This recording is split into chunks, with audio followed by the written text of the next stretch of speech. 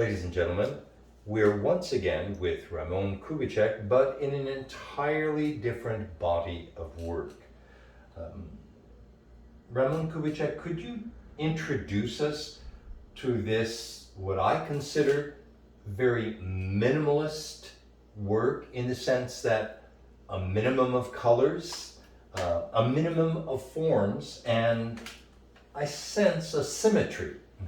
Yes, well, thank you, Professor Cornet. Yeah, this one I decided based on some prompting by the poet Paul Nelson, who hails from Washington State. He's talked about runes, R-U-N-E-S, as that kind of, historically significant, mainly in the Germanic and Norse cultures, but now it's basically worldwide form of communication. And as a system of communication, it's not interested me that much, except I love the markings.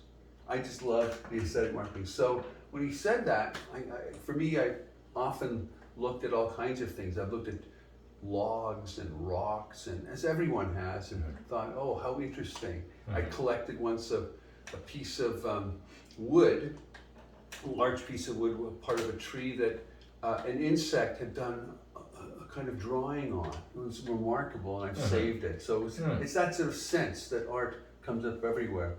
So here, I also wanted to have the idea of, again, that kind of the rougher industrial urban look. So I have here a kind of collar of aluminum.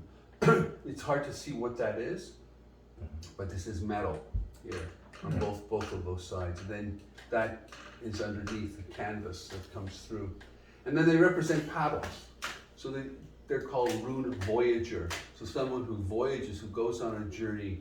And runes are often used as emblems or symbols for protection, magical protection, to guide one's way through the world.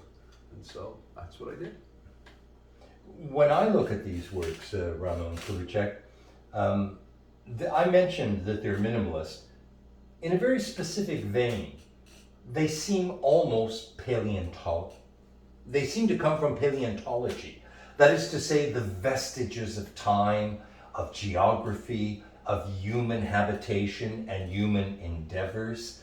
There's something vestigial, which I believe explains the minimalism, and the mark making almost reminds me of African art in the sense of scarification.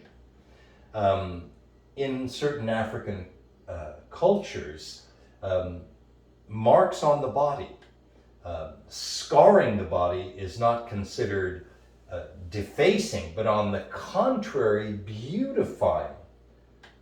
In the minimalist sense, that less is more.